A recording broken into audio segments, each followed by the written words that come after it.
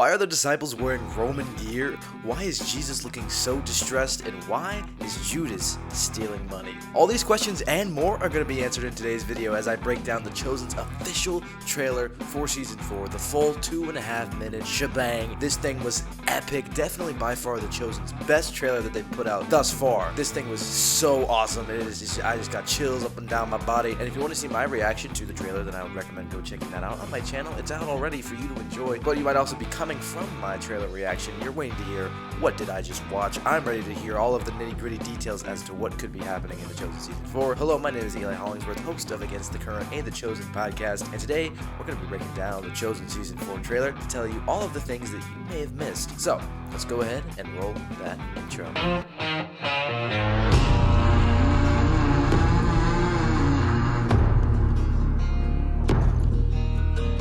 To break down this trailer, I've split the trailer into 4 parts that we're going to break down so we can make it easier to digest. So let's go ahead and roll that first clip. Darkness is not the absence of light. It is more uncontrollable and sinister. You were there, waiting. Because the darkness is not dark to you. At least, not always. The coming darkness was too deep for us to grasp.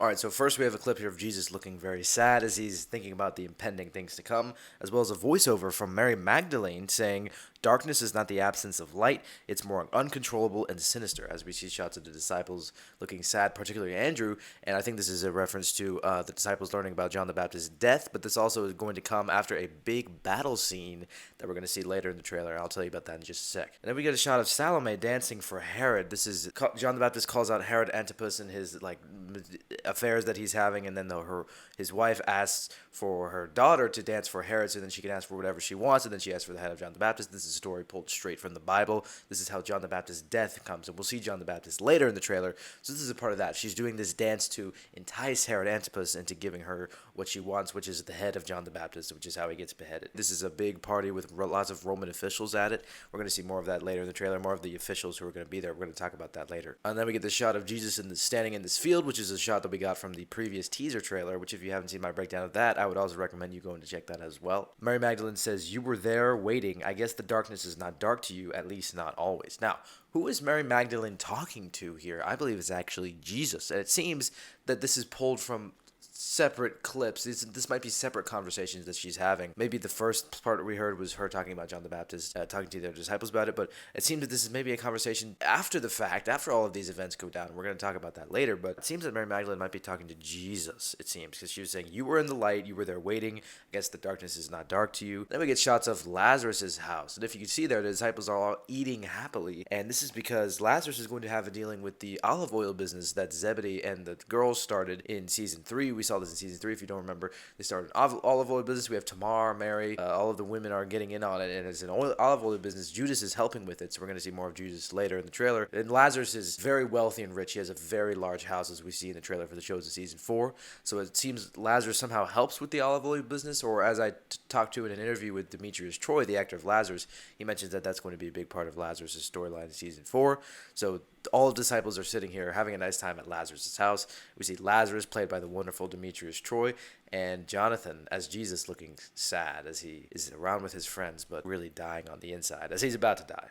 And then we have Jesus and the gang, all of the disciples, including Rama there, we can see, arrive on Caesarea Philippi. That's what this is, and we know that this is what Caesarea Philippi is because we'll see later in the trailer. Then we have this last clip, which we saw in the previous teaser as well, which is a clip of Jesus taking deep breaths, obviously looking very stressed and disturbed about all of these events that are about to unfold, because we know that Season 5 is going to be focusing around Holy Week, the week that leads up to Jesus' death, and then Season 6 will be the crucifixion. Maybe Season 7 will be the resurrection. We're kind of thinking that's the time frame for The Chosen, because The Chosen is a 7-season series, for those who don't know. And this is included with voiceovers from Mary Magdalene saying, "The coming darkness was too deep for us to grasp." So yeah, it seems that she's talking in the past tense. The coming darkness was too deep for us to grasp. So this seems after the fact. So she's talking maybe to Jesus after all of these events go down. So maybe this is a flash forward to the future, which would be very awesome to see. And we've had a flash forward before in Season 2, Episode 1 of The Chosen. Chosen, and in the Christmas special, The Messengers. But that concludes our first clip, so let's go ahead and roll that next clip.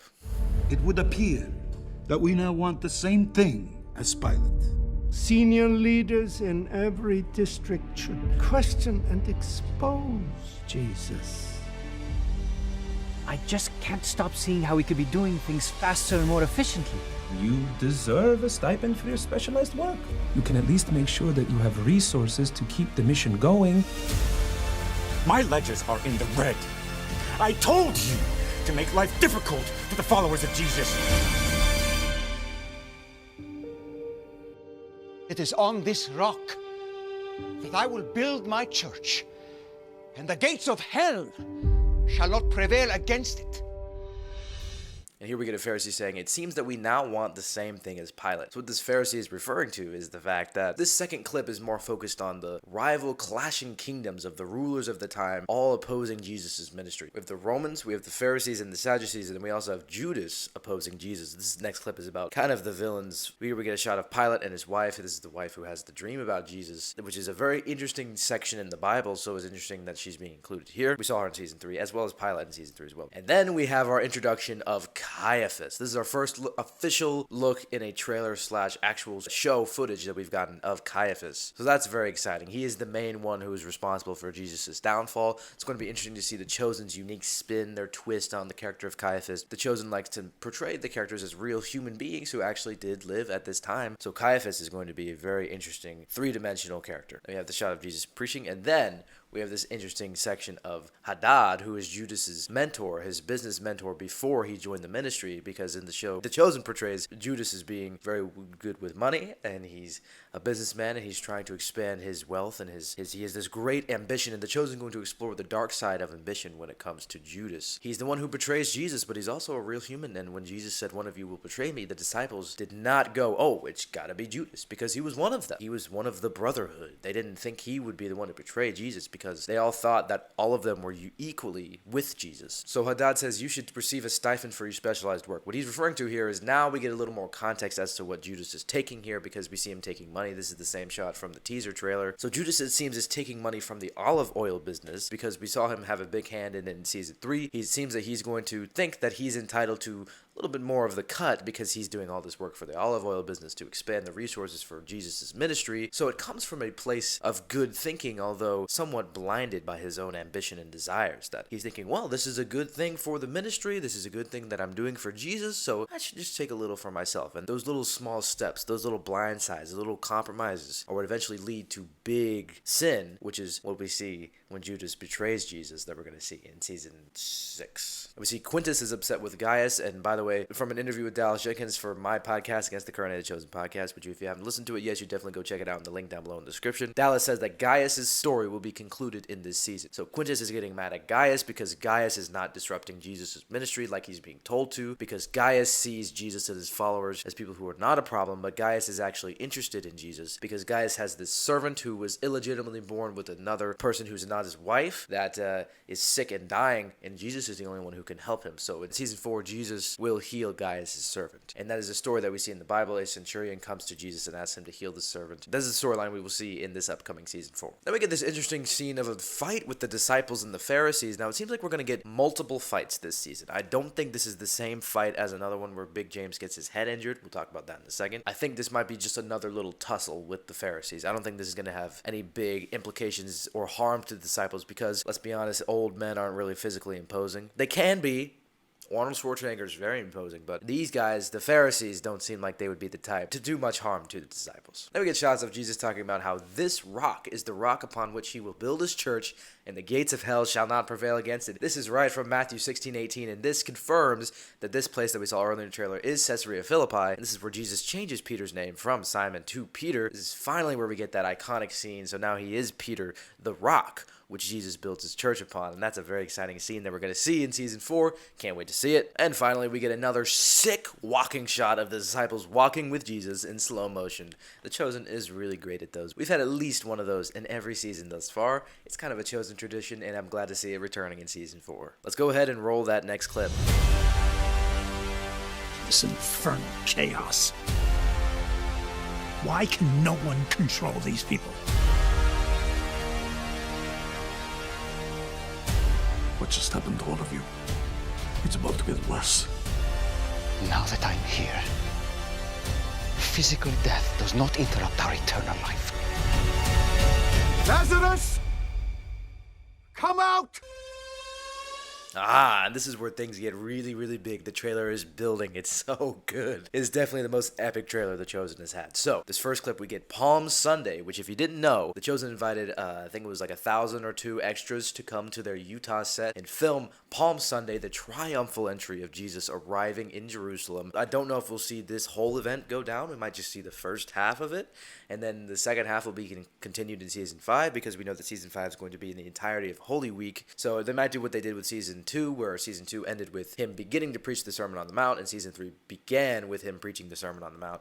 Might just be another one of those cliffhangers. And then we get this man talking to Joanna about how no one can contain these people. I think this might be Joanna's husband. I know that she's going to have some trouble with him in this season. It'll be interesting to see who this guy is, if he's anyone important anyway, but that would be my guess, is that this is her husband. Joanna was a good character in Season 3. She was introduced in Season 3, so it's exciting to see her return. Then we get this epic shot of Mary and Jesus just looking out into the fields. It seems like maybe the disciples are walking off in the distance, but it just seems like Mary and Jesus are just sitting there holding hands, which is fun, and I love to see epic shots like this. Then we get the shot of the disciples walking with Roman gear. Now, this is actually a personification of a command that Jesus gave in Matthew 5:41, where he commands his disciples to, if anyone forces you to go a mile with him, then I want you to go an extra mile with him. And this is a reference to a law that the Romans had in their occupation over the Jews at this time, which is the Romans had such heavy gear and metal to carry because they had so much armor and stuff, so they could come up to a Jewish person at any point in time, just force them to take their armor, and then have them walk a mile with them. And so what Jesus was saying here in this story was, if they force you to do that, then I want you to go an extra mile. This is going to be a personification of that scene, that Jesus and the disciples are going to be walking somewhere, they're going to be traveling,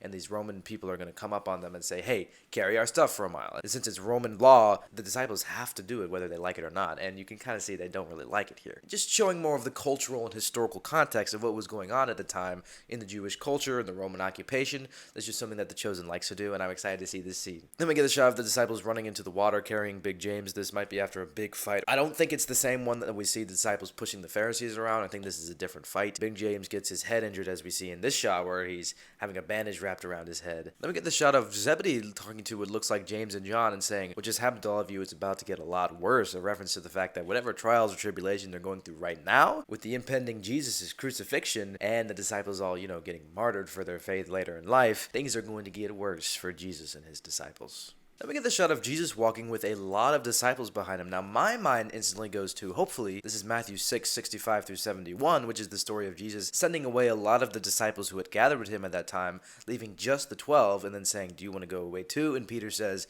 Lord, to whom shall we go? I love that story personally, and I would love to see it in The Chosen Season 4 to see their twist on it and why it happened. And that's just where my mind goes to, seeing a bunch of disciples following Jesus on his journey, because Jesus gave a particularly harrowing sermon, and then a lot of people turned away. So maybe that's what this is, but I don't quite fully know. We get Jesus' voiceover saying, now that I'm here, physical death will not interrupt our eternal life, which is reference to how that now, when Jesus dies and resurrects on the cross, then all of us Christians can find new life in him and will live eternally forever with God in heaven. Obviously, a pretty on-the-nose reference there. And we get shots of Jesus with little James and Thaddeus. This is a shot that we saw in the previous teaser, and a shot that we saw at a full-on scene that The Chosen released in a live stream like a few months ago, earlier this year. Jesus talking about, obviously, death, physical death is no longer an interference.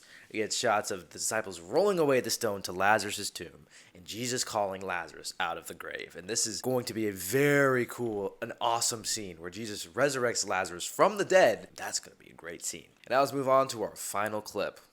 I remember you wishing there could be another way. And looking back, I do too. I still don't know why it has to be this way. The bitter often mingled with the sweet. You told us it would be like that. With how you lived. The man of sorrows. Acquainted with grief. Then we get the disciples bursting open the doors to this room where they're obviously hiding in. And if you notice, John is actually opening the doors first. He seems to be the most worried. Why? Because we see shots earlier of Big James getting his head wrapped after Big James getting seriously hurt after some big fight that breaks out. John is the first one to open the doors because it seems that he's the most worried about his dear brother, Big James. Then we get this shot of Mary blowing out a candle. And this is where I think she's talking to Jesus because she says, I remember you wishing there could be another way. This seems like it's indicating that she's talking to Jesus, although she could just be talking to another one of the disciples. We don't know, but it definitely seems like it's from the future. We get shots of this POV of Jesus during Palm Sunday. That's what it looks like. Palm Sunday is going to be pretty awesome. Maybe this is Jesus coming into the big fight that breaks out between what seems either the disciples and other civilians, or I don't know, however Big James gets his head hurt, but maybe Jesus was away somehow or doing something else, and now he's coming back to find his disciples got in a little tussle, and that's why he's so distressed here as he's walking in and looking at this scene unfold. Then we have this shot with Jesus praying with the disciples at a dinner table. Now maybe this is going to be Hanukkah, because as we've seen candles being lit in the previous teaser trailer and from set videos, we know that this season Jesus and the disciples are going to celebrate Hanukkah, which is a classic Jewish holidays, and since Jesus was a Jewish person at the time, it would make sense that he would participate in the Jewish holidays at the time, including Hanukkah. So maybe that's what this scene is a part of, or just Jesus praying with his disciples at dinner time, which he did often. So, and Mary says, and looking back, I do too, wishing there would be another way. We see Big James going to lunge at someone with a knife and John trying to hold him back. This is probably right before he gets his head hurt, so obviously Big James didn't win that one. But you can see in the background there's lots of chaos ensuing. Whatever this is, it's going to be a pretty big fight. We get shots of John the Baptist about to be killed. You can see the executioner in the background. That's going to be a very sad scene. This occurs in season 4, episode 1, for those who don't know. And we get Mary saying, I still don't know why it has to be this way. Notice how the tense of the verb changes. Before we were saying things in past tense. I remember looking back, you wished there was another way. Looking back, I did too. Now she says, I don't know why it has to be this way. So maybe this is a clip from Mary in the present time. You have Jesus stepping up the steps in the Jerusalem marketplace. This is the same area where we saw the disciples having a little tussle with the Pharisees earlier. Then we have this interesting shot of the disciples running away from something. I don't know what they're running away from. Maybe it still is this big battle, which seems to be a very big deal. I didn't know it was going to be this big of a deal in season 4, but it seems like it's going to be pretty important. And then we have this shot of Mary falling at Jesus' feet, obviously telling her about Lazarus' passing. As we have Mary saying, the bitter intermingled with the sweet. She says, you told us it would be that way. As we see what looks to be the representation of the shortest verse in the entire Bible, and arguably one of the most powerful verses, which is, Jesus wept. This seems to be right after he heard the news of Lazarus' death, and Jesus is very sad about that. We see Mother Mary comforting him, and the disciples all looking on. And we have Mary saying, it was how you lived, the man of sorrows, acquainted with grief. I really like this kind of slow roll ending that the trailer had. It didn't ramp back up to this big, massive send-off. It dwindled out. It left with a softer ending, more melancholy, more sad as to the events that are about to unfold. So there you have it. There's my full breakdown of the first official trailer for The Chosen Season 4. I hope you learned something. I hope you noticed something that you maybe didn't notice before. I hope I helped you out into understanding what all is going to be happening in The Chosen Season 4. If you're not keeping up with all of the behind-the-scenes things going on, what exactly all of us hardcore fans are knowing is going to happen in Season 4, be sure to check out some of the other videos on my channel. I do explain a lot of that. We've been talking about The Chosen for a lot. So if you're new here, this community will embrace you with open arms, and we're all a little crazy about The Chosen, so I hope that you'll join us. You can learn more by listening to my podcast, link down below in the description again. If you haven't checked out my reaction, I would greatly suggest that you do that, and if you haven't subscribed yet to Against the Current of The Chosen podcast, listen, I'm not going to make you do anything, but I would greatly appreciate it, because then you can be notified whenever I come out with a new video. You can stay updated on everything relating to The Chosen, and maybe answer some questions that you have about the show. How hyped are you for The Chosen Season 4? Because I am so hyped. I cannot wait. I wish it would come out today. But The Chosen Season 4 releases in theaters February 1st, so you can go ahead and buy your tickets now. Check your local theater listings, because The Chosen is coming to theaters for the entire month of February. All episodes premiering exclusively on the big screen, which I am so hyped for. It's almost here, guys. The premiere is in less than a month. Be sure to comment down below if there's anything you saw that I missed in this trailer, or anything I maybe got wrong. Be sure to let me know all of that good stuff down below in the comments. I want to hear from you. I don't want your subscription. I want your participation. Please comment down below. I want to hear you guys talking in there. I love building a community of Chosen fans. I'll see you guys in my next video. Binge Jesus.